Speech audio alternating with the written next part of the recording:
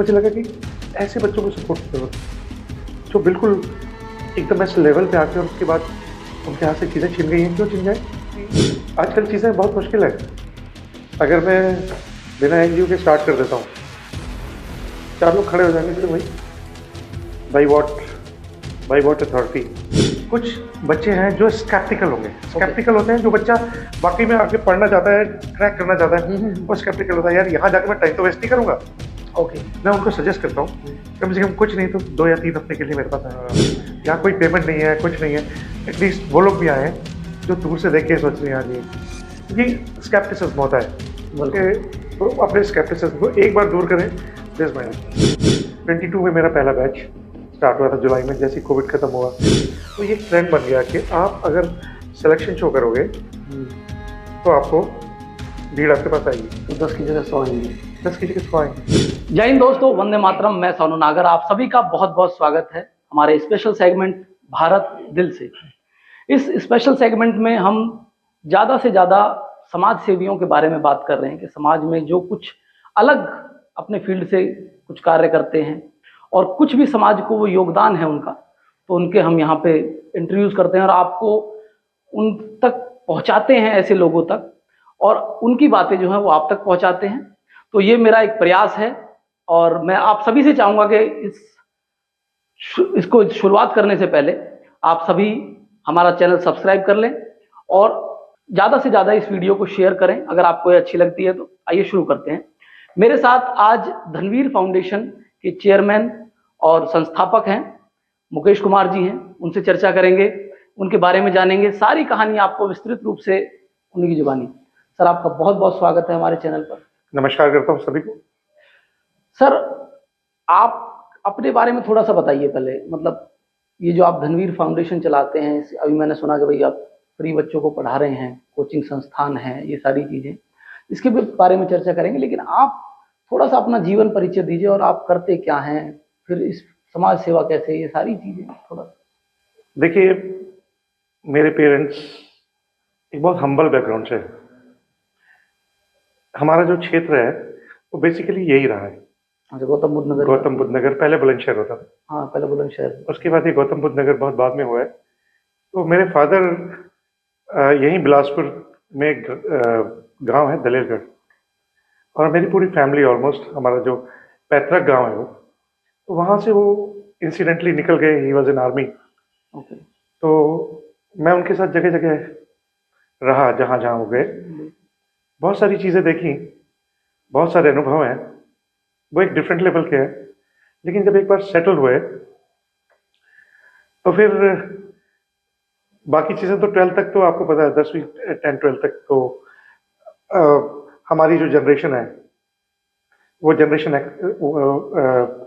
Generation कहलाती है x generation. Actually इसको जनरेशन्स में डिवाइड किया हुआ है। हाँ, मिलेनियम से पहले एक्स है, मिलेनियम से पहले एक्स है, और उसके बाद मिलेनियम के बाद यस जी है, जी के बाद अल्फा हो गई है, अब बीटा आ रही है, 2025 के बाद बीटा आ जाएगी। तो हमारी जनरेशन जो बेसिकली थी, वहाँ बहुत स्ट्रगल था। मैं सिर्फ, मेरी बहुत सारी बातें जो भी जिस कॉन्टेक्स्ट में होंगी वो अल्टीमेटली घूम के back of the mind civil service से रिलेटेड होगी, तो इसलिए मैं स्ट्रगल वर्ड यूज कर लिया यहाँ पे उस जनरेशन के लिए। 10वीं 12वीं तक तो हमें गाइड करने वाला कोई नहीं था। 12th तक there was no guidance. Graduation में आने के बाद फिर थोड़ा चीज़ें पता लगी, लोगों को मिलना शुरू हुए। Wide variety of people were there, students were there, lecturers were there. तो वहाँ से थोड़ा सा लगा कि हाँ, there is something called career. तो वहाँ से करीब मैं फाइनल ईयर में था और पीजी में मैंने एडमिशन लिया था। तब मेरा से हुई ग्रेजुएशन कहाँ से की आप? जी, मैंने पीजी बेसिकली जब ग्रेजुएशन मैंने अमरावती से की, पीजी में मैंने एमए में एडमिशन लिया था पब्लिक एडमिनिस्ट्रेशन में। तो हम मेरा एक फ्रेंड था पीजी में जो हुआ, राहुल, वो एक्चुअली IIM कलकत्ता से आया था और सिविल सर्विस दे रहा था। मैं उससे बहुत इम्प्रेस था। पब्लिक एडमिनिस्ट्रेशन कर रहा था, हालांकि आईएम करने के बाद मैंने उससे पूछा औचित्य पब्लिक एडमिनिस्ट्रेशन का, management and administration they are related things, तो it is always transferable. Higher level पे अगर मैनेजरल सर्विसेज है, एडमिनिस्ट्रेटिव सर्विसेज भी हैं, सारी चीजें हैं, फिर मैं मुझे पब्लिक एडमिनिस्ट्रेशन सिविल सर्विस के सब्जेक्ट के रूप में लेना है अल्टीमेटली उसने, फिर मुझे ये बताया। तो वहां से मेरी जो जर्नी है वो शुरू हुई अराउंड 92 93। उसके बाद करीब मेरी एज भी 23 साल के आसपास हो गई थी, तो this not the right time to start. तो आपके हिसाब से राइट टाइम नहीं है, तब तो 21 22 23 में स्टार्ट करके लोग क्रैक कर लेते थे, क्योंकि जो जितना जितना मटेरियल को एक्सेस कर लेता था उतनी जल्दी वो ऊपर आ जाता था। अब तो मटेरियल आपके हाथ में है, हाँ, मटेरियल अब तो इजीली अवेलेबल आपके हाथ में है, everything is in your hand. तो उस टाइम दुनिया भर की लाइब्रेरीज हमें घूमनी पड़ती थी। तो मेरे पेरेंट्स का यही रोल था कि उन्होंने मुझे यहाँ से निकाला, एक्सपोजर दिया, जिसका कदाचित देर से सही लेकिन उसका हमें बेनिफिट मिला। बस बेनिफिट यही मिला कि उसके बाद प्रिपरेशन शुरू हुई, साल लग गए 6 7 साल। व्हेन आई वाज 29 तो मुझे इंटरव्यू कॉल आई मध्य प्रदेश पीसीएस से। हालांकि मैं मेंस यूपी के भी सारे दिए, मुझे याद नहीं है कि 93 के बाद मेरा कोई प्री रह गया हो, नेवर। हाँ, मेंस जो है वो डेफिनेटली थोड़ा डिफिकल्ट होता था हमारे लिए, क्योंकि बहुत बाद में तैयारी शुरू की। अल्टीमेटली वो क्रैक हुआ 29 में, जब मेरी 29 की एज थी। इट वाज 1998 19 नए 2000 99 2000। उसके बाद फिर एक बार और मुझे मौका मिला एमपी में ही, ब्लॉक डेवलपमेंट ऑफिसर। फिर चाह बढ़ जाती है कि देखो अब तो शुरू हो गया, अब मेरे को और ऊपर जाना है, और Yes. ऊपर जाना है। तो मैं उसे गलती नहीं कहूंगा अपनी लाइफ की कि मैंने वो भी छोड़ दिया, क्योंकि मुझे एक बार सिर्फ यूपीएससी इंटरव्यू आया है और वो शायद मेरा लास्ट अटेम्प्ट ही था। तो अल्टीमेटली फिर उस टाइम फिर मैंने नेट भी दिया। अब पढ़ने की इतनी आदत हो गई थी कि हम बिना पढ़े रुक भी नहीं पाते थे। I decided to settle somewhere, कि अब थोड़ा सेटल हो जाता हूँ, क्योंकि उसके बाद एक दो एग्जाम और दिए, फिर वही अल्टीमेटली करीब मेंस में किसी में अटक गए, किसी में जाके इंटरव्यू में अटक गए, वो एक ही बार जो है। तो अब इसके बाद 32 33 के बाद ना थोड़ी वो एनर्जी भी नहीं बचती है। It's just a matter of habit. तो हैबिट हो चुकी थी पढ़ने की। मैंने कहा ये जो हैबिट है ये छूटेगी तो है नहीं, it has to be carried, and it has to be carried for the benefit of others. जो गलतियां हमने कर ली, अभी मैं जिस भी बच्चे को बोलता हूँ, सेकंड ईयर में ले लेता हूँ, सेकंड ईयर में बच्चा 18 19 साल का होता है, मैं बोलता हूँ that is the right time. क्योंकि हमने तो 6 साल में जाके 5 साल में, प्री तो हमने 2 साल में क्लियर कर लिया था विदाउट गाइडेंस। तो इंसिडेंटली पता लग गया कि भाई प्री में क्या फोकस करना पड़ता है, क्या क्या चीजें फोकस करनी पड़ती है। मेंस का ओरिएंटेशन बहुत लेट आया, तो हम नहीं चाहते कि ऐसा ओरिएंटेशन, कई बच्चे आज की डेट में ऐसा है कि बच्चे 3 3 साल प्री नहीं होता, 4 4 साल प्री नहीं होता, वो एक्चुअल पॉइंट को नहीं पकड़ पाते हैं कि वहाँ, तो बच्चा डिमोरलाइज होना शुरू हो जाता है। तो अब तो टारगेट तो यही बना के चलते हैं कि 1 साल में मैं एक्चुअली जो बच्चे 1 साल में नहीं कर पा रहे हैं प्री, मेरे पास है जिसने दूसरे साल में जाके भी प्री निकाला, मेंस दिया बच्चे ने। उसके पहले एक बच्ची थी जिसने जो अभी टैक्स असिस्टेंट है। तो ये अब ये आपकी जर्नी हुई, फिर ये धनवीर फाउंडेशन कैसे, आ रहा हूँ वहीं पे। मैं एक्चुअली ये ख्याल तब तक नहीं आया था मुझे, करीब कोविड तक। कोविड में मैंने बहुत सारी चीजें देखी, बहुत बच्चे जो बिल्कुल at the level of entry खड़े हुए थे, कोविड की वजह से दे सॉ मैनी ड्रॉबैक्स, पीछे चले गए। जो जिस बच्चे का होने वाला था वो बच्चा because of the familial conditions, कईयों की कंडीशंस ऐसी हो गई कि उनको छोड़ के जाना पड़ा था, जॉब करनी पड़ी, या जॉब तो मिल ही नहीं रही थी, हैंड टू माउथ हो गए थे, तो कुछ ना कुछ तो करना था। जहां वो पे कर रहे थे, जिस इतना हो गया था कि वो एग्जाम देने लायक नहीं बचे थे कि अपना रिजर्वेशन करा ले, जाने की तो बात ही नहीं थी। जब भी मौका मिला, 1 साल तो हुआ ही नहीं, लेट हुआ बहुत, जब भी लेट हुआ तो इस कंडीशन में ऐसे बहुत बच्चे मुझे मिले, तो मुझे लगा कि ऐसे बच्चों को सपोर्ट की जरूरत है जो बिल्कुल एकदम ऐसे लेवल पे आके और उसके बाद उनके हाथ से चीजें छिन गई हैं, क्यों छिन जाए। तो मेरी मदर 19 में शी पास अवे, 2016 में 19 तारीख को वो चल बसी थी। उसके 2 साल बाद, 2 साल में कश्मा कश में था कि मुझे उनके लिए कुछ करना है। तो एटर्नली मेरे दिमाग में रहती थी वो, तो वीरवती नाम था उनका। ओके। तो मैंने जब ये स्टार्ट किया 21 में, मैंने कोविड में स्टार्ट कर दिया था। 21 एंड में 22 में मेरा पहला बैच स्टार्ट हुआ था जुलाई में, जैसे कोविड खत्म हुआ। कोविड चल ही रहा था ऑलमोस्ट, बीच में एक पॉज आया था याद है आपको, ऑलमोस्ट चला गया था, चीजें खुल गई थी, फिर अचानक वापस आया, फिर वो दोबारा से हुआ। तो उसके बीच में मैंने स्टार्ट कर दिया था। तो वो मैंने अपनी मदर और धनपाल मेरे फादर का नाम है, तो मैंने दोनों का धन और वीरवती, तो वो कंबाइन करके उनके नाम से एक एनजीओ स्थापित की। क्योंकि आजकल चीजें बहुत मुश्किल है, अगर मैं बिना एनजीओ के स्टार्ट कर देता हूँ, 4 लोग खड़े हो जाएंगे कि भाई by what authority are you conducting this, आपके पास क्या है, क्या अथॉरिटी है। बच्चे का थोड़ा नंबर ज्यादा हो जाता है या कुछ ज्यादा, तो किसी को परेशानी हो सकती है।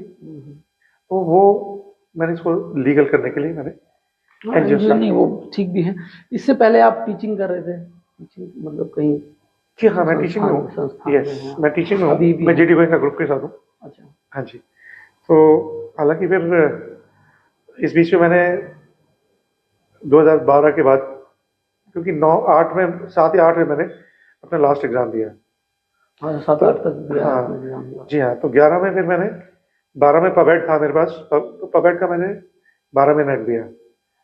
फर्स्ट अटेम्प्ट में मेरा नेट हो गया 12 में। अच्छा, एक बात बताइए, आपकी शादी कब हाँ, मेरी हुई? शादी बहुत पहले हो गई थी सर। मेरी शादी किसे जो, आपने क्योंकि बहुत अच्छा, मैं ये पूछना आपने चाह रहा हूँ बहुत अच्छा क्योंकि बहुत ही अच्छा क्वेश्चन किया। क्योंकि आप बहुत जिस ही समाज से आते हैं, ये गुर्जर समाज में, जी, मतलब अगर 20-22 कोई कूद जाए तो फिर तो यूँ कहने लगते हैं कि भाई इसकी तो उम्र इतनी हो गई। आपने बहुत सही समय पे बहुत अच्छा क्वेश्चन किया, मैं वही बताऊंगा। मैंने बताया मैं 92-93 में पहली बार एग्जाम दिया, फिर शादी मेरी 89 में हो गई। अच्छा, दैट्स गुड। मतलब दैट्स वही तो हाँ, एक्चुअली ठीक है ना, my life is going good, लेकिन वो जो 3 साल डिले हुआ है, प्लस उसके बाद थोड़ी आदमी को जिम्मेवारी आ जाती है, ये वो स्टार्ट्स। समझनी भी चाहिए वो तो सारी 92 के बाद 93, 94, 95, 96 तक जो है, I have to adjust the things. हालांकि मुझे फैमिली से बहुत हेल्प मिली, बहुत हेल्प मिली, लेकिन मुझे बहुत सारे माइनर एडजस्टमेंट्स भी करने पड़े।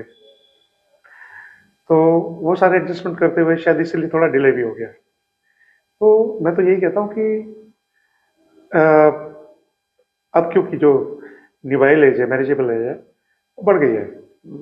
वो अब जनरली कैरियर कॉन्शियस हो गए बच्चे, तो 26-27 तक चले जाते मैं हैं। वही तो बताना चाह रहा हूँ कि आप आई वाज जनरेशन 20, एक्स में आई वाज आते 20 हैं, when और was जनरेशन एक्स वाज मतलब कि अगर यू हैव क्रॉस 2022 देन मतलब कोई आ नहीं रहा, क्या क्या है, मतलब यस हो नहीं यस, रहा है क्या है? मैं भी खुद 21 साल का था जब, 21-22 साल, हाँ मतलब जी, मैं बता रहा हूँ कि आपके मैंने आपको समाज बताया ना, में मैं 23 साल या 24 साल का था तो मैंने पहला टर्म दिया, और मैं 21 साल का था तो 21 साल की शादी हो जी गई हाँ। है। तो वो क्योंकि मैं शायद अकेला भी था, तो हाँ, तो माय पेरेंट्स का पेरेंट्स बनता वर, भी है या कि भाई हाँ। मेरा पेरेंट्स थोड़े से देवर मोर ईगर के भाई बच्चा जो है, फैमिली बड़े, हम 3 ही लोग थे, तो मैंने कभी जो है फैमिली के अगेंस्ट नहीं गया, कभी भी फैमिली मैंने से ना सपोर्ट नहीं भी किया, बहुत मिला। मुझे बहुत सपोर्ट, प्यार मिला, बहुत सपोर्ट मिली। तो उसी विद इन दैट फ्रेमवर्क, तो मिसेस का क्या योगदान रहा, मतलब कभी ऐसा कुछ? Then she has helped a lot. मुझे रात को 2-2 बजे तो उसने चाय बना के दी, तो मैं क्या बोलूं। कि कॉफी चाय की चाय नींद का ना आ यस, जाए? ये मतलब मैं आपको बता रहा हूँ, गर्मियों में तो बेचारी जूसेस ला के देती थी, कभी शेक बना रही है, तो of course that was a support. और ये फैमिली का मोरल, सपोर्ट जरूरी और है। हाँ, मोरल, फिजिकल, मेंटल, हर तरह की सपोर्ट उसने मुझे दी है, मेरे पेरेंट्स ने भी दिया है। लेकिन ये एक डिफरेंट लेवल है, डिफरेंट अंडरस्टैंडिंग है जो। तो खैर, ये तो एक बहुत अच्छे टाइम पे आपने क्वेश्चन किया। ये इश्यूज हैं जो आज भी बच्चे फेस करते हैं, मेरे ख्याल से हमारे इस इलाके में जिसमें मैंने अभी इनके लिए कोचिंग स्टार्ट की है, वो बच्चे आज भी फेस करते हैं। कि वो मतलब वो एज ऐसी होती है कि अभी भले ही प्रॉपर ऐसा आ गया है कि भाई एज थोड़ी बढ़ गई है, लेकिन फिर भी मैं कुछ समाजों में और इस इसमें अभी देखता अभी हूँ। हमारे जो देखो हमारे क्षेत्र में नहीं बढ़ी है ज्यादा, नहीं, वो मैं बता तो रहा हूँ इस आपको, क्षेत्र में नहीं बढ़ी है। 21-22 साल एंड 23-24 साल, तो फिर मतलब फिर तो कोई मतलब हो नहीं रहा है या समथिंग तो मैं प्रॉब्लम, थोड़ा सा कि कोई बाहर से कुछ दिक्कत है, क्या है मतलब वो बहुत सारी बातें होने लगती है। फिर पेरेंट्स के ऊपर ये एक बहुत बड़ा प्रेशर रहता है। मैं आपको बता दूं कि पेरेंट्स जो है वो, कोई भी पेरेंट्स ये नहीं चाहता कि मेरे बच्चे करियर में आगे ना निकले, या बस उनको ये रहता है कि हमारा जो कर्तव्य है वो हम टाइमली उनके लिए कर दें। अपना कर्तव्य पूरा। हाँ, डेफिनेटली। तो अभी यहाँ जो बच्चे हैं, मैं देखता हूँ कि वो चाहते हैं कि थोड़ा, क्योंकि उन्हें पता है कि 21-22 के आसपास शादियां हो जाती हैं, तो चाहते हैं कि वो 17-18 की एज में सेटल हो जाएंगे। और 17-18 की एज में जनरली यहाँ सिपाही की नौकरी, वही। इस टाइप की जॉब्स हो, they are more incline towards that. यहाँ जब मैंने सिविल सर्विस के लिए स्टार्ट किया, तो मुझे जब 30-40-50 बच्चे आके क्लास में बैठते थे और 2-4-5 दिन की क्लासेस होती थी, उनको थोड़ा लगता था कि एक लेवल डिफरेंट है थोड़ा, तो मुझे बोलते थे कि सर सिपाही की कोचिंग शुरू करा दो ना सर, तो जल्दी हो जाएगा। तो मुझे लगता था कि हाँ यार, यहाँ पे ना थोड़ा सा मोटिवेशन नहीं है, और मोटिवेशन जो है वो कल्चर के हिसाब से, इट इज कल्चरली डोमिनेट। तो यहाँ एक्चुअली कल्चर इस क्षेत्र में डोमिनेट करता है कि भाई यहाँ पे थोड़ा शादी जल्दी हो जाए, फैमिली की हेल्प जल्दी होने लगे, और थोड़ा सा यहाँ पे वो ये मैं किसी को ऑफेंड नहीं करना चाहता, आय के स्रोत थोड़े बढ़ जाएं जब। मैं किसी को ऑफेंड नहीं करना चाहता, क्योंकि यहाँ थोड़ा जो माइंडसेट है वो ट्रू डॉवरी है। यहाँ गवर्नमेंट जॉब को अभी भी इस तरीके से देखा जाता है कि अगर मैं जल्दी लग गया तो मुझे स्कॉर्पियो मिल जाएगी, नहीं, मैं मुझे ये मिल जाएगी। ये तो है। 70% बच्चे जॉब में आना इसलिए चाहते हैं कि उन्हें अच्छा घर मिलेगा, अच्छा दहेज मिलेगा।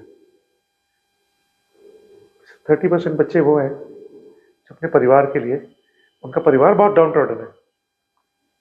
क्योंकि इसमें बहुत बच्चे ऐसे हैं जो मैं देखता हूँ कि वो they are well to do, वो कर सकते हैं, चाहे तो सिविल सर्विस भी कर सकते हैं, टाइम लगा सकते हैं, लेकिन शायद कल्चरल माइंडसेट ऐसा है जिसे शायद बदलने में थोड़ा टाइम लगेगा। वो समय के साथ बदलेगा। जी। और मैं यहाँ थोड़ा सा, एक मेरा अलग पॉइंट ऑफ व्यू है कि मैंने बहुत सारे लोगों को देखा, उसमें अलग अलग विभिन्न समाजों से, ये जो IAS PCS बनने के बाद भी ना, वो फिर उनकी डिमांड बढ़ जाती है। वो फिर जो आप कह रहे हो ना, यहाँ के वो है, यहाँ के लोग बागों के माइंडसेट वो डॉरी वाला है, नहीं, ये हम सबके अंदर है कहीं ना कहीं, और इसको बदलने में बहुत ज़्यादा समय लग जाएगा। क्योंकि अगर कोई भी IAS PCS अधिकारी है, उसकी मतलब एक तरीके से आप लगाएं तो बोली लगती है कि आप अपना एग्जाम्पल ले लीजिए। मैं अगर अपनी लड़की की शादी लेके आता हूँ, आपका लड़का हो गया है IAS PCS बन गया है, तो फिर आप कहीं ना कहीं ये रहेगा कि भाई बीच वाले से कहेंगे क्या दे देगा, कितना हो जाएगा, ये अभी समझने में टाइम आप बिल्कुल ठीक कह रहे हो। हालांकि वो ओपनली आना नहीं चाहते, दिखना नहीं चाहते। बिल्कुल। इतना तो फर्क पड़ा है, ये धीरे धीरे चेंज होगा। इतना फर्क तो पड़ा है कि मैं समाज के सामने आके कुछ नहीं बोलना चाहता। वो बीच वाले से, जो इसको बिचौलिया बोलते हैं, कि उसके कान में जरूर डाल देंगे कि क्या हो जाएगा भाई, लड़का उधर है, बिल्कुल सरकारी में ये है। इसको बदलने में तो बहुत टाइम लगेगा हमारे, जब तक हम जिस लेवल पे काम कर रहे हैं, पहले तो कास्ट सिस्टम पे करेंगे। जब हम वहीं पे, क्योंकि जो कास्ट सिस्टम है इसके साथ जुड़ी कुरीतियां हैं मैक्सिमम ही, इक्वालिटी और बाकी सारी चीजें जब आएंगी तब आएंगी, उसी के साथ ये धीरे धीरे इट हैज टू वैनिश। तो लेकिन सोच बदली है, बहुत बदली है, बहुत सारे एग्जाम्पल्स आ रहे हैं और लोग उन एग्जाम्पल्स को फॉलो भी कर रहे हैं। मैं 3-4 एग्जाम्पल्स मुझे पिछले 1 साल के अंदर मिले कि चेंज आ रहा है, बहुत चेंज आ रहा है। कुछ नहीं लिया है अभी, एक दरोगा जी थे, उन्होंने अपनी बेटी की शादी की है, एंड आई थिंक वो भी शायद ज्वाइन कर चुका था, 1 रुपये से लिया रिश्ता, खुले आप दिया। नहीं, ये मैं बहुत एग्जाम्पल ये वाले आ रहे हैं कि 1 रुपया, और मतलब कि वो मान सम्मान वाली जो चीजें हैं जी, वो कहीं ना कहीं समाज को ये एग्जाम्पल भी सेट करती हैं आगे चलने वाली जनरेशन के लिए। ये थोड़ा सा मैं बता रहा हूँ आपको कि यहाँ पे बच्चा जैसे पढ़ता है, 12th करने के बाद ही वो सोचता है यार मैं जल्दी से जल्दी लग जाऊँ। जल्दी से ये जल्दी। वाली सोच कब बदलती है? जब आप हायर एजुकेशन में जाते हैं, हम्म। थोड़ा आप समय एजुकेशन में वो लगाते ये हैं, 12th करने के बाद आप लगेंगे क्या वही वो सोच नहीं बदल लगेंगे? पाती। वो ग्रेजुएशन के बाद जब आपको जितनी अपॉर्चुनिटीज मिल सकती हैं, प्लस फिर जितना आप और जितना ज्यादा एक्सप्लोर करेंगे उतना ज्यादा समझ। जितना आप हायर लेवल पे इंटरेक्शन आपका बढ़ेगा, हम्म। उतनी आपकी सोच खुलेगी। वो लेवल नहीं आ पा रहा है। जैसे मेरे पास 50 एक बच्चे आते हैं ना, तो 50 में से करीब ग्रेजुअली 1 डेढ़ महीने के पीरियड में करीब 50 में से 40 या 35 40 दे ग्रेजुअली वैनिश। कुछ लोग कैरी नहीं कर पाते वो लेवल, उनको पता लगता है कि टाइम लगता है। हम्म। कुछ लोग आते हैं कि चलो देख लेते हैं, लेकिन जो 10-15 आते हैं बचते हैं, उनमें थोड़ी सीरियसनेस होती है, और अल्टीमेटली फिर वो 6-7 जो है एंड तक मेरे साथ रहते हैं। क्यों रहते हैं? क्योंकि मेरा तरीका डिफरेंट है। कुछ बहुत बच्चे मेरे साथ कैरी नहीं कर पाते। कैरी क्यों नहीं कर पाते? क्योंकि मेरा जो तरीका है, मैं कोशिश करता हूँ कि जब आप तैयारी कर रहे हो तो प्री इन 1 ईयर, और प्री इन 1 ईयर के लिए आपको टोटल डिवोशन की जरूरत है। और मतलब डिवोशन इंटू 4 हो जाएगा, कम से कम 4 गुना मेहनत करनी पड़ेगी जितना कर रहे हैं आप। बिल्कुल बिल्कुल बिल्कुल आपको करनी पड़ेगी। मैं आपके साथ करता हूँ, ऐसा नहीं कि मैं नहीं करता। मैं अगर आप अगर आप घर पे 10-12 घंटे पढ़ रहे हैं, तो मैं 10-12 घंटे आपके लिए मुझे भी पढ़ना पड़ता है। ये नहीं कि जो जो पुरानी चीजें वो तो है, जैसे करंट इवेंट्स है। करंट इवेंट्स में क्या क्या फिर लगातार उसको आजकल बनाना पड़ता है। आजकल स्टैटिक उतना नहीं आ रहा है। स्टैटिक से रिलेटेड करंट आ रहा है, साइंस में करंट आ रहा है जो स्टैटिक साइंस से रिलेटेड है। फिर उसके लिए आपको साइंस की बेसिक्स पता होने चाहिए, तब आप जो उससे रिलेटेड जो करंट इवेंट है उस पर कंट्रोल कर पाएंगे या उसके आसपास जा पाएंगे। यूपीएससी क्या, आजकल तो स्टेट्स भी करने लगी हैं। तो पहले स्टेट्स में स्टेट अवे क्वेश्चंस आते थे, अब एनालिटिकल आ रहे हैं। तो उस लेवल पे पहले स्टैटिक कराना, उसके बाद स्टैटिक से उनको मोल्ड करके, ठीक है, करंट कॉन्टेक्स्ट में लेके आना, वो सिविल सर्विस है। उसके लिए मेहनत सबको करनी पड़ेगी।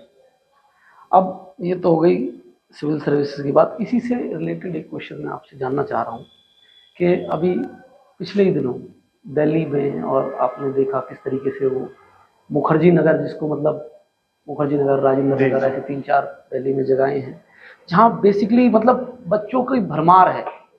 कोई भी उनके दिमाग में आता है तो या तो फिर वो पढ़ाई करनी है आफ्टर 12th वाला, तो कोटा एंड ऑल दैट, और सिविल सर्विसेज के लिए जाना है कोटा, या फिर दिल्ली आए तो वो मुखर्जी नगर है ना। मुखर्जी नगर, राजेंद्र नगर, दो हाँ। मेन प्लेसेस हैं। अब वहां से मैं देख रहा हूँ कि वो जो क्लैशेस ऑफ, उसको कह सकते हैं कि गवर्नमेंट और उनके बीच में जो हुआ है कि मतलब पानी भर जाना, और वो प्रॉपर उस तरीके से नहीं बनी हुई थी वहां पे चीजें। तो अब नोएडा की तरफ बहुत ज्यादा शिफ्ट हो रही है वो मेरे चीजें। दिमाग में जो थोड़ा सा एक रीजन है, पहले मैं आपको नोएडा से पहले यहाँ थोड़ा सा विराम देना बताइए। चाहूंगा। एक्चुअली क्यों आते हैं बच्चे इतने? अब तो पॉपुलेशन बढ़ रही है, अवेयरनेस बढ़ रही है, तो नंबर बढ़ रहा है। एक टाइम था, मैं आपको बताता हूँ, दिल्ली यूनिवर्सिटी में 2 हॉल होते थे, जुबली हॉल और गौहर हॉल, अगर आपने सुना हो। जुबली हॉल और Gauhar Hall were the major areas and major places. एक तरह से वो रेंडीव्यू कहलाता था सिविल सर्वेंट्स का, सिविल सर्विस के लिए। टू बी सिविल सर्वेंट्स का। वहां पे एक एनवायरमेंट बना हुआ था। तो जितने भी सिविल सर्विसेज करने वाले बच्चे और एस्पिरेंट्स हैं, सबसे पहले एनवायरमेंट देखते हैं। हाँ, आसपास आपको किसी भी चीज में अगर आगे बढ़ना है तो आपको उस एनवायरमेंट में जाना पड़ेगा, उसको समझना पड़ेगा, और उसके साथ अपने आप को कैरी करना पड़ेगा। बच्चा सोचता है कि मैं अलग रह के पढ़ूंगा, ये जनरल सोच है। मैं भी अगर आप भी अगर तैयारी करेंगे तो आप ये सोचेंगे यार ऐसी जगह जहाँ डे टू डे मुझे अपडेट्स मिलती रहे, अपडेट्स मिलते रहे, और कौन कितना ऊपर चल रहा है, मैं कहाँ पीछे तो नहीं चल रहा, मुझे कितना और करना है, वो कहाँ पता चलेगा? जहाँ बल्क हो गया, जहाँ एनवायरमेंट हो गया। तो दिल्ली यूनिवर्सिटी में वो एक ऐसी जगह होती थी। उसके बाद थोड़ा सा क्या हो गया कि जो गौर हॉल और जुबली हॉल धीरे धीरे जो है they been taken over by coachings, और आई थिंक वो वो उन हॉल्स को थोड़ा कम रह गया वो या अब तो नहीं, कोचिंग्स भी आने लगी क्योंकि जो स्पेसिफिक लोग हैं, जो स्पेशलाइज्ड हो गए लोग, जो पहले स्पेशलाइज्ड जो थे कोचिंग में बहुत ही स्पेशलाइज्ड लोग जाने लगे। लाइक हिस्ट्री का स्पेशलाइजेशन हो गया, अलग अलग पब्लिक एडमिनिस्ट्रेशन का, सोशियोलॉजी का, तो अब सब्जेक्ट वाइज कैटेगराइजेशन होने लगा। तो अब जीएस के साथ सब्जेक्ट को ज्यादा महत्व दिया जाने लगा। तो अब जीएस तो मिलके कर लोगे सबके साथ, लेकिन जब सब्जेक्ट्स की बात आती है तो बढ़ जाते लोग। मैं आपके साथ बैठा हूँ, आपका सब्जेक्ट पब्लिक एडमिनिस्ट्रेशन है, मेरा सब्जेक्ट सोशियोलॉजी है, मैं आपके साथ बैठ के स्टडी नहीं कर सकता इतने दिन। जीएस के लिए कर सकता हूँ, जीएस के लिए तो जनरल स्टडीज है। तो फिर तो इस तरीके से अलग अलग कोचिंग्स जीएस के साथ शुरू होगी। तो जितने सब्जेक्ट हो गए उस तरह से कोचिंग्स डेवलप हो गई। आप मेरी बात समझ गए? बिल्कुल बिल्कुल।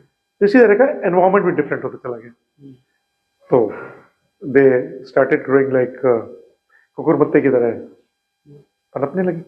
और आपको पता है कमी तो है नहीं, बच्चों में जैसे जैसे अवेयरनेस आती जा रही है, चार्म तो है, सिविल सर्विसेज का चार्म तो है और रहेगा।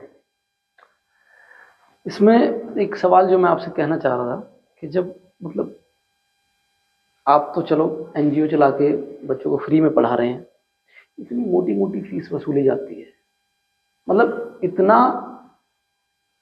आप आईएएस आईपीएस बन जाओ, ठीक है, आप जीवन भर नहीं कमा सकते जितना आप एक साल में कोचिंग से कमा लो।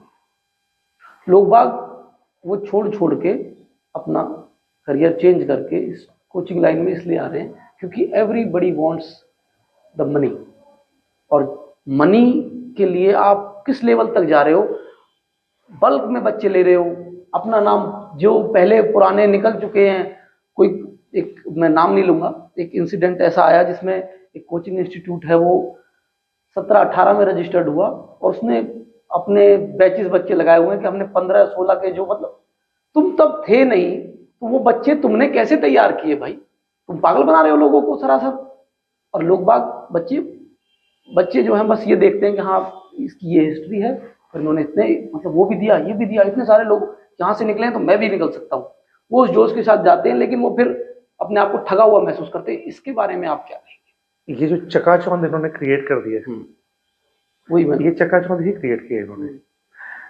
एक्चुअली वो लोग इतना ये इसको कमर्शलाइज किया गया। आप जब कोचिंग पे आप वहां पे कोचिंग स्पेस लोगे, वो लाखों रुपए में एक कोचिंग स्पेस लेना, उसके साथ उसके बहुत सारे सिस्टम्स डेवलप करना, इंफ्रास्ट्रक्चर डेवलप करना, it takes lakhs of rupees.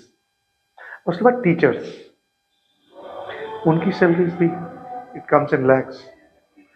तो नेचुरली वो फीस चार्ज अकॉर्डिंगली करेंगे और उनको प्रॉफिट भी चाहिए। तो इसका धीरे धीरे कमर्शलाइजेशन हुआ है और ये एक बड़ा ल्यूक्रेटिव सिस्टम बन गया जिसमें बहुत फायदा हुआ, क्योंकि फायदा होने लगा। जैसे 10 बच्चे अगर आ रहे हैं तो ये ट्रेंड बन गया कि आप अगर सिलेक्शन शो करोगे तो आपको भीड़ आपके पास आएगी, तो 10 की जगह 100 आएंगे, 10 की जगह 100 आएंगे। तो उन 10 में से 4 को भी आपने जो दूसरी कोचिंग की हो चाहे आपने, ऑफकोर्स ये पैसा फेंकने की बात है, आपने आप ऑफर करते हो उनको, मैं बोल रहा हूँ definitely you offer money to them, तभी वो आपके फेवर में स्टेटमेंट देंगे। अभी गवर्नमेंट ने एक रूल अब बनाया,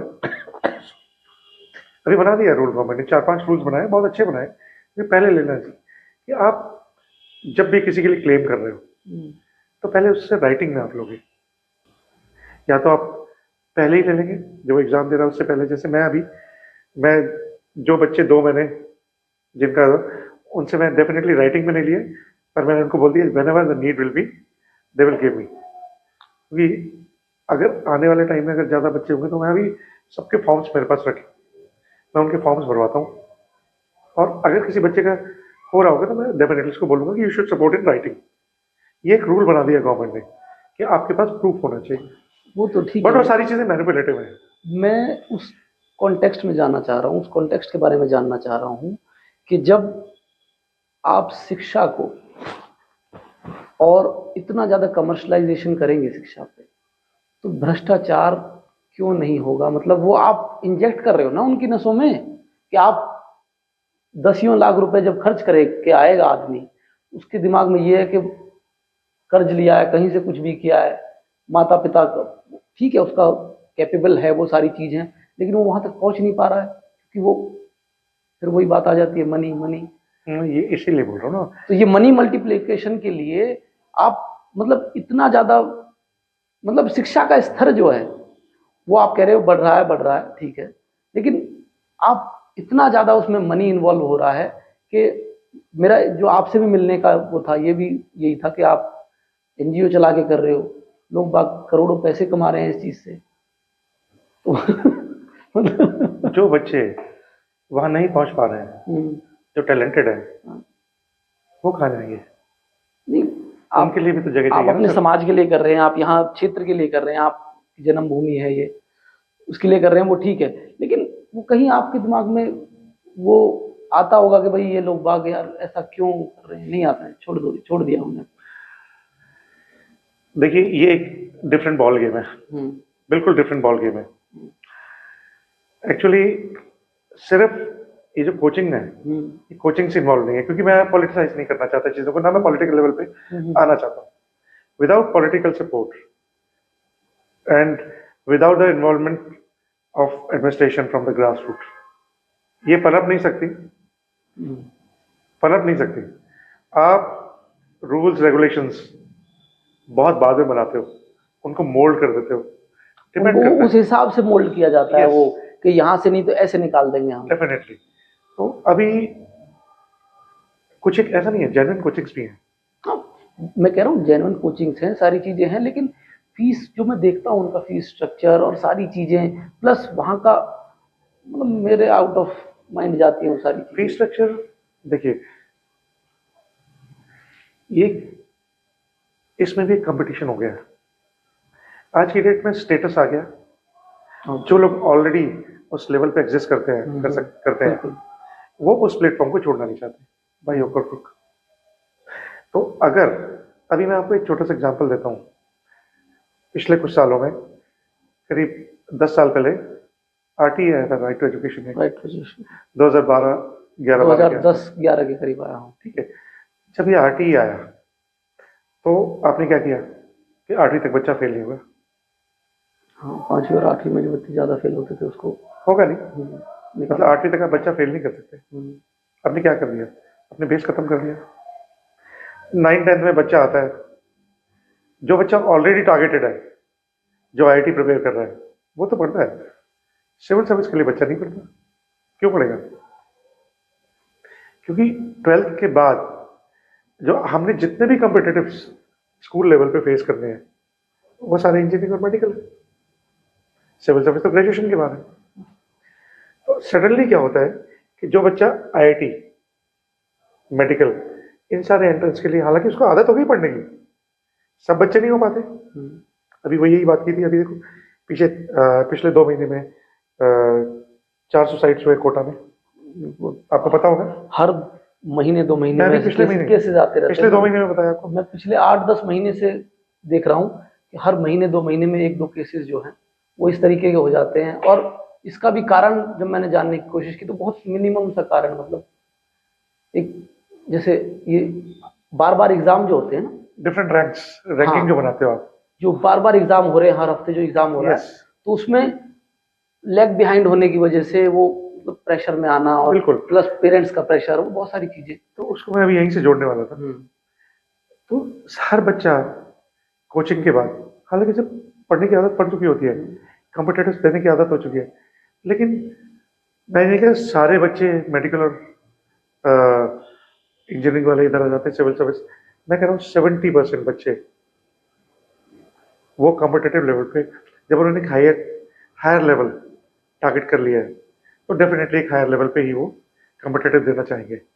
इंजीनियरिंग के बच्चों का क्या है कि वो एसएससी दे देते हैं, मैथ्स उनका काम आ जाते हैं, इंग्लिश उनकी काम आ जाती है।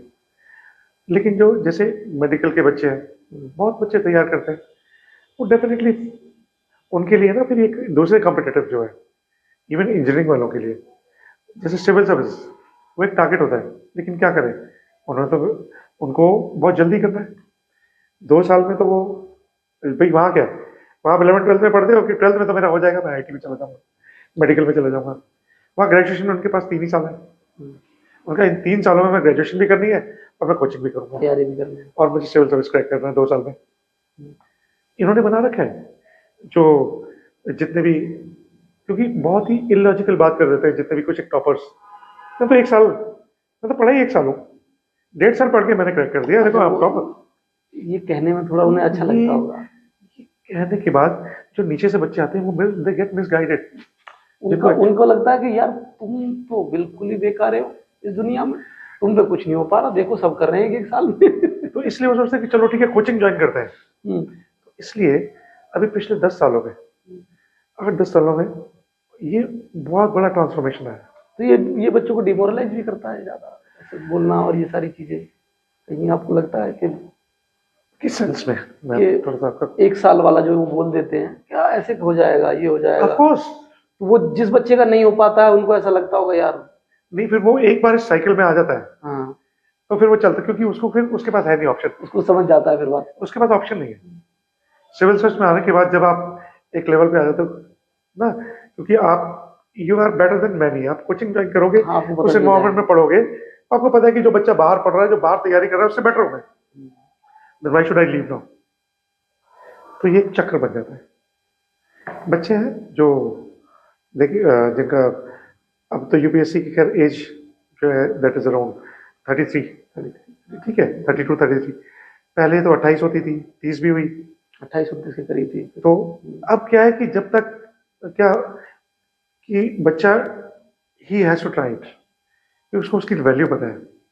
एक ऐसा नहीं कि जेन्युइनली कि सारे सिविल सर्विस का आने का एक ही रीजन है। देखो 90% आते हैं, there are 2 things, one is power, other is status, there are 2 reasons. Not everybody comes for the money. हाँ, ऐसे बहुत है जिनके पास पैसा है, they don't come for the money. Money तो उसका वो है ना, हाँ, बाई पार्ट के भाई वो आएगा ही आएगा, जो पावर और स्टेटस के साथ मनी तो आएगा ही आएगा, जो कुछ बाई 1% प्रोडक्ट हो गया वो। 1% से भी कम ऑफकोर्स ये सोच के आते हैं कि हमें देश की सेवा भी करनी है। हाँ, नहीं वो देश की सेवा तो मुझे लग रहा है कि they want to change things. जो आते हैं वो ये सोच तो रहती है उनकी, लेकिन वो बाद में जाके कहीं ना कहीं ट्रांसफॉर्म हो जाती है कि ये जो दूध तुम्हें मिल गया है अब इससे दही भी बनेगी, चाय भी बनेगी, मक्खन भी बनेगा, जो बाय प्रोडक्ट है वो तो चाहिए ही चाहिए। लेकिन ऐसी सोच वाले जो अडिग और दृढ़ लोग हैं उन्होंने रिजाइन भी किया है। हाँ, ऐसे भी जब उन्हें examples काम हैं। करने नहीं, उनके हिसाब से काम करने को नहीं मिला, मैंने हैव रिजाइंड आल्सो। हाँ, जो पॉलिटिकल प्रेशर की वजह से और ये बहुत सारी चीजें, क्योंकि वो समझ जाते हैं कि ये इस एनवायरमेंट में आने के बाद सस्टेन नहीं कर पाऊंगा। तो अब सिर्फ ये जो है ना, ये कोचिंग से अच्छा लावा है बेसिकली। हर बच्चा जाना चाहता है, हर बच्चा, लेकिन अभी बहुत बच्चे ऐसे आ रहे हैं जो कोचिंग नहीं कर रहे हैं, they are directly coming into it. बहुत बच्चे ऐसे जिन्होंने बिना कोचिंग के भी किया, मैं 1-2 को जानता हूँ। नहीं, पहले होता था ऐसा, सारी चीजें बिना पहले कोचिंग कोचिंग नहीं नहीं होती थी। ना। आपने इसको एक तरीके से मार्केट प्लेस बना दिया कि आप यहाँ आएंगे तो जरूर हो जाएगा। वो पहले नहीं होता था क्या लोगों से, वो करते थे वो तब मैंने भी। एक एग्जांपल दिया था ये कोचिंग कैसे ठगती हैं लोगों को। एक एस्पिरेंट था, मध्य प्रदेश से था, ओके, तो उसने प्री दे दिया मध्य प्रदेश में, प्री हो गया उसका। उसने कहा क्योंकि वो अभी प्री स्पेसिफिक पढ़ा था, अभी उसे तैयारी सब्जेक्ट की भी करनी थी, जीएस थोड़ा डिफरेंट है, तो 3-4 महीने बचे हुए थे। मैं 4 महीने में क्रैश कोर्स कहीं कर लेता हूँ, 2-1 महीने की कोचिंग होगी तो वो कर लेता हूँ। तो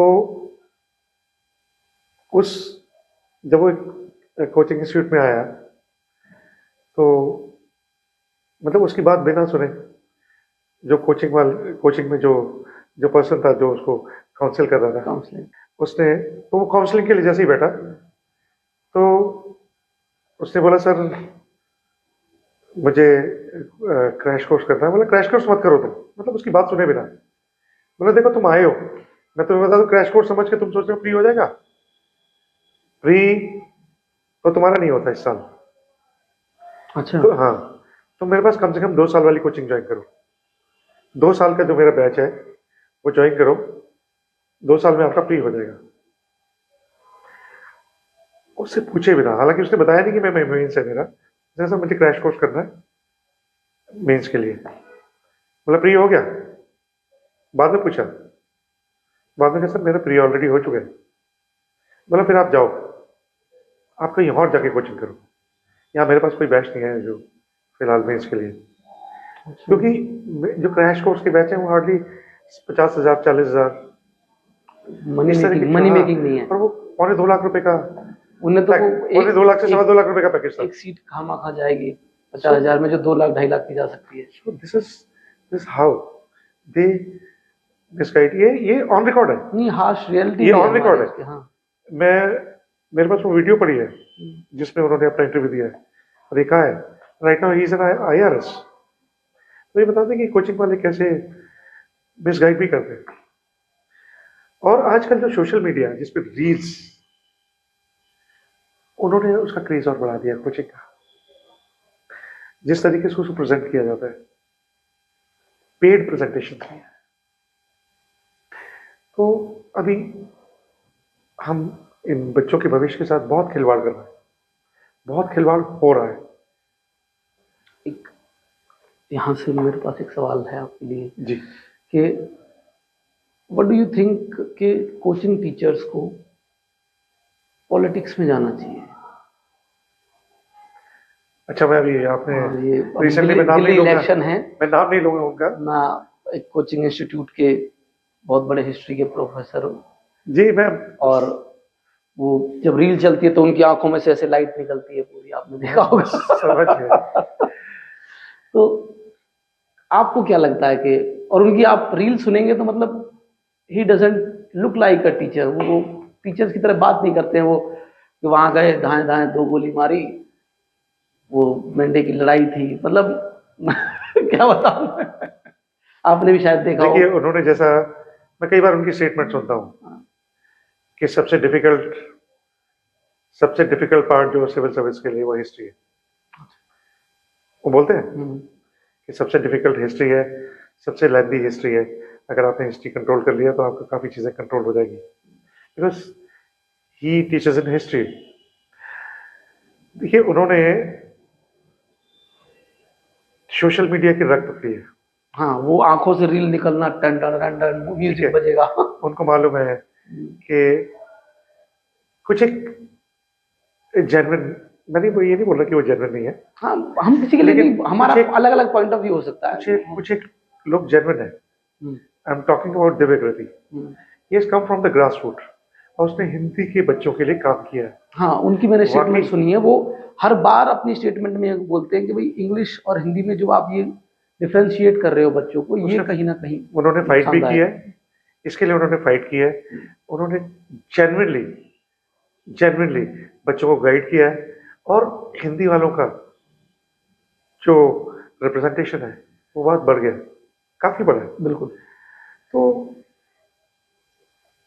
इस क्योंकि कुछ लोगों का एक टारगेट ये होता है कि मुझे सोशल मीडिया के थ्रू यहां पैर रख के ऊपर जाना है, क्योंकि it's the most popular area.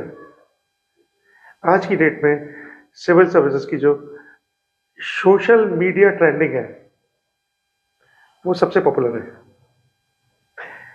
तो उसकी रग पकड़ ली तो उनका हो सकता है उनका ध्येय या टारगेट वही हो, क्योंकि पॉपुलराइजेशन एक ऐसी चीज है। देखिए, अभी मेरा सवाल ये था कि क्या टीचर्स को पॉलिटिक्स में जाना चाहिए? मैंने अभी, आप मेरी बात शायद पूरी समझे नहीं कि एक आदमी का ध्येय पहले से ही होता है।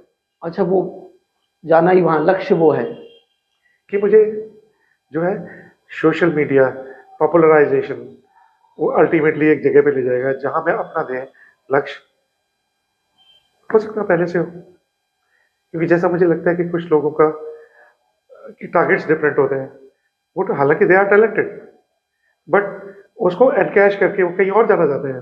वो स्टूडेंट्स आते रहेंगे जाते एक तरीके से मैनिपुलेशन भी तो होगा वो, कि भाई उनके रील्स वगैरह जब आप देखते हैं तो 100 करोड़ ये सारी चीजें, मतलब मैंने अभी यही बोला, मैं समझ गया सोशल मीडिया मैनिपुलेशन की बात की है मैंने, कि वो एक सबसे आसान रास्ता है आज की डेट में।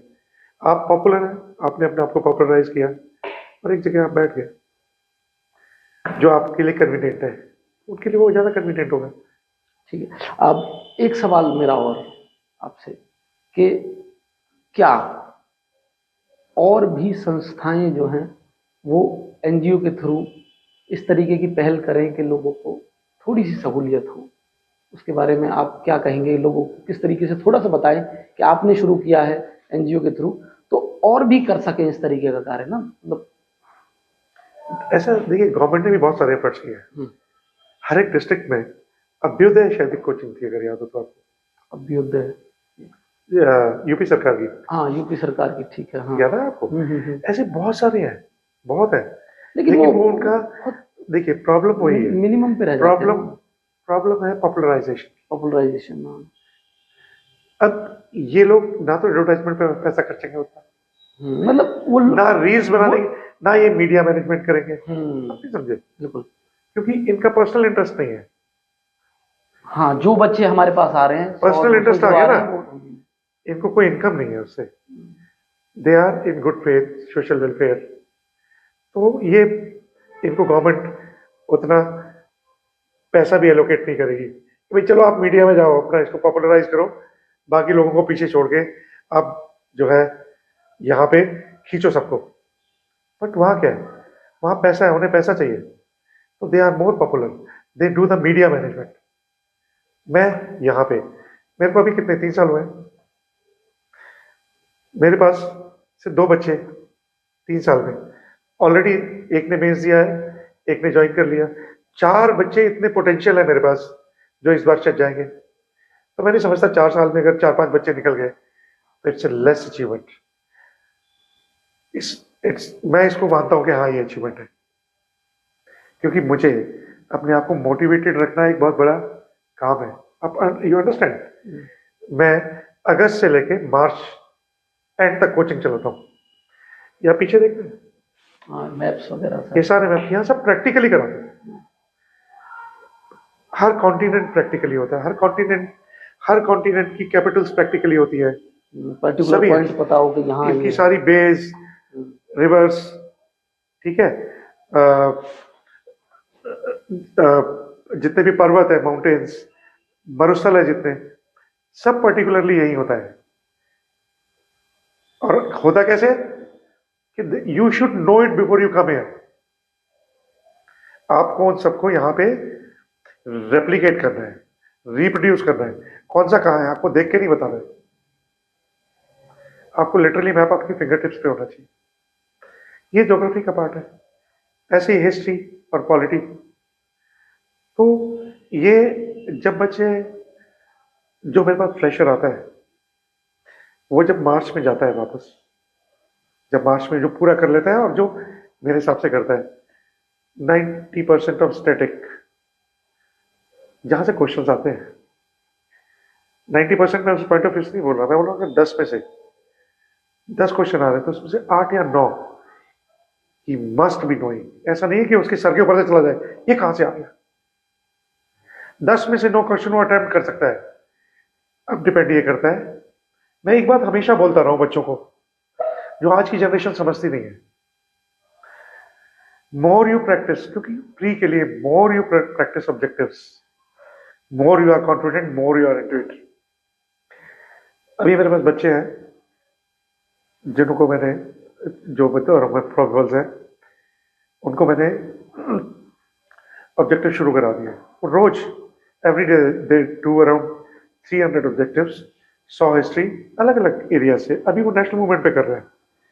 अभी जैसे नेशनल मूवमेंट का जो एक पार्ट है, जैसे औरंगजेब खत्म हुआ, औरंगजेब के साथ मिलता जुलता मराठा और डेक्कन है, वो पूरा वहां से बढ़ रहा है, वो खत्म। हाँ, जो लोग आप भी समझ रहे हैं, जो लोग सुन रहे हैं वो समझ रहे हो। तो वो एरिया जब मैंने करा दिया तो उसमें से आपको कम से कम जितने भी क्वेश्चंस हैं, मैं कम से कम एमसीयू की मेरे पास वाइड कलेक्शन है स्टैटिक की। उनको मैं बोलता हूँ कि रोज आप 100 अटेम्प्ट करो, 100 हिस्ट्री, 100 ज्योग्राफी, 100 पॉलिटी, स्टार्टिंग फरवरी ऑनवर्ड्स। अभी शुरू करा दिया क्योंकि कोर्स ऑलमोस्ट हमने वाइंड अप कर दिया है।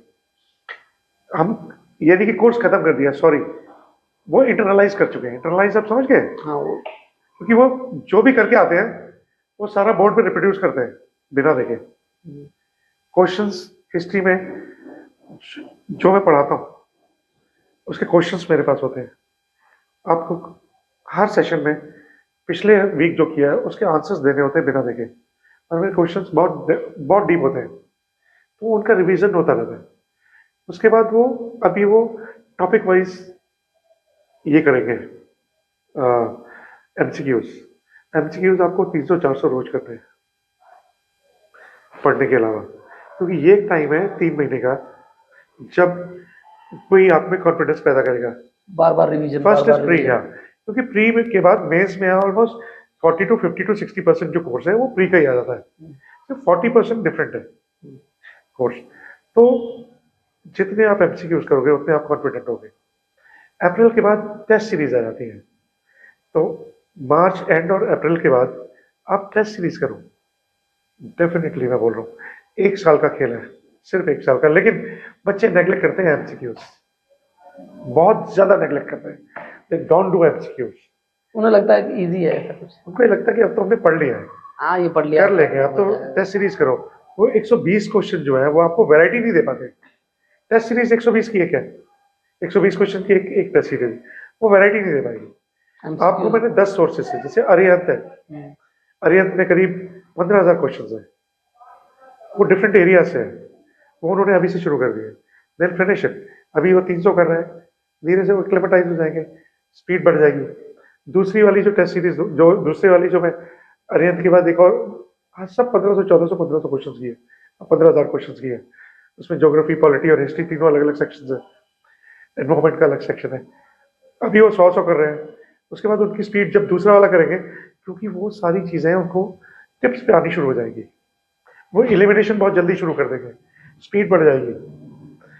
उसके बाद जो दूसरे वाले से करेंगे, डेफिनेटली वो 150 क्वेश्चन उसी टाइम में करेंगे। It is matter of experience, speed and confidence. तो मेरे हिसाब से जो बच्चा कर रहा है, मैं नहीं समझता 1 साल से ज्यादा उसे प्री में लगना चाहिए, और लगना भी नहीं चाहिए, क्योंकि मटेरियल अवेलेबल है, टाइम आपका है, सारी चीजें टाइम आपका है, टाइम आपको देना है। टाइम मैनेजमेंट सबसे बड़ी चीज है। सबके पास वही 24 घंटे हैं, वो 24 आवर्स, वही मैनेजमेंट है, वो कैसे मैनेज करते हैं। Yes. तो अभी आज की चर्चा को हम यहाँ समाप्त करेंगे, और मैं चाहूंगा कि आप जो है वो इस वीडियो को ज़्यादा से ज़्यादा शेयर करें, और अगर इस तरीके और कंटेंट देखना चाहते हैं तो हमें कमेंट बॉक्स में ज़रूर लिखें। लास्ट चीज और बोलना चाहूँगा, मैं अभी 25 में अगस्त में बैच शुरू करूंगा। मेरे पास 4 प्रोबेबल्स हैं अभी, क्योंकि 4-5 प्रोबेबल्स हैं, और 5 में से मैं समझता हूँ कम से कम 2 या 3 का होना चाहिए, वो मेरी गट फीलिंग बोलती है। मैं आपके माध्यम से जो भी होंगे उनको शोकेस करूंगा इस बार जो होंगे, और वो 1 या 1.5 साल वाले ही हैं सारे। तो डेफिनेटली मैं उन लोगों से भी मिलना, और मैं आपके माध्यम से, हाँ, आपको डेफिनेटली उनसे मिलवाऊंगा। और उस टाइम मैं कोशिश करूंगा एरिया में जितना पॉपुलराइजेशन हो सके और जितने लोग आ सके। एक बार अगर आप आएंगे तो आपको पता लगेगा। This I don't charge them anything, मैं किसी से कुछ चार्ज करता नहीं। मेरा उल्टा ये रहता है कि जो बच्चा मेरे पास आया है, अगर वो टैलेंट है, वो टैलेंट उस लेवल पे जा सकता है, why should we spend money? या अगर उसके पास पैसा है भी या नहीं भी है तो वंचित क्यों रहे? बिल्कुल, उसके साथ मेरी सहानुभूति ज्यादा हो जाती है, मैं ज्यादा पैटर्नलिस्टिक वे में उसको लेके चलता हूँ। क्योंकि मैं, जैसे Madhya Pradesh public service commission देने बच्चे जाते हैं, तो वहाँ फादर मेरे आर्मी में है, वहाँ सैनिक आवास है, तो मैं उनके लिए सैनिक आवास बुक कर देता हूँ। यहाँ से मैं रिजर्वेशन करा देता हूँ। तो मतलब वहां तक का हेल्पिंग हैंड आप मतलब देते हैं कि कोई बच्चा पैसे की या इस तरह की लॉजिस्टिक सपोर्ट की वजह से ना रह जाए, वो मतलब बेसिक, इतनी बेसिक सपोर्ट की वजह से कहीं वो ना जा पा रहा हो, नहीं बता पा रहा हो। मैंने बोला है कि फॉर्म भरना है, वो भी मुझे बताओ, वो भी मैं भर दूंगा, किसी को प्रॉब्लम है तो। नेक्स्ट टाइम मैं आपके माध्यम से दोबारा चाहूंगा कि ये चीजें सर्कुलेट हो और मैक्सिमम लोग जो है उनको एक्सेस मिल सके, और आपके माध्यम से बहुत सारे लोगों को ये पता लगे और वो यहाँ एटलीस्ट एक बार आके ट्राई करें। बिल्कुल। और भारत दिल से जो हमारा चैनल है उसकी ये एक पहल भी है कि किस तरीके से जो सोशल वर्क कर रहे हैं लोग, मतलब कुछ भी समाज सेवा कर रहे हैं, और उनको हम आपके सामने लाएं। और ये मैं आप पे छोड़ता हूं, आपको ये चर्चा कैसी लगी कमेंट में जरूर लिख के बताएं। और अगर आप भी जुड़ना चाहते हैं धनवीर फाउंडेशन के साथ, तो मैं नंबर जो है वो डिस्क्रिप्शन में दे दूंगा, और इनका सारा ईमेल आईडी वगैरह मैं आपकी प्रोवाइड करा दूंगा सर। और क्योंकि देखिए मेरा बेसिकली ये है कि अगर कोई भी टैलेंटेड बच्चा आपके पास आ सके मेरे माध्यम से, तो मैं अपने आप को बड़ा भाग्यशाली समझूंगा। आपका बहुत बहुत धन्यवाद हमें समय देने के लिए। आप सभी का बहुत बहुत धन्यवाद। कुछ बच्चे हैं जो स्केप्टिकल होंगे, स्केप्टिकल होते हैं, जो बच्चा वाकई में आगे पढ़ना चाहता है, क्रैक करना चाहता है, वो स्केप्टिकल होता है, यार यहाँ जाके मैं टाइम तो वेस्ट नहीं करूंगा। ओके, मैं उनको सजेस्ट करता हूँ कम से कम कुछ नहीं तो 2 या 3 हफ्ते के लिए मेरे पास आए। 3 हफ्ते ज्यादा नहीं होते, वो एक बार आके कोशिश करके देखें। हाँ, उनको ना लगे कि it's not going good, then they are free to go any time, क्योंकि यहाँ कोई पेमेंट नहीं है, कुछ नहीं है। एटलीस्ट वो लोग भी आए हैं जो दूर से देख के सोच रहे हैं आगे, क्योंकि स्केप्टिसिज्म होता है कि वो अपने स्केप्टिसिज्म को एक बार दूर करें। This my request. आप सभी का बहुत बहुत धन्यवाद। जय हिंद, वंदे मातरम। बहुत बहुत धन्यवाद।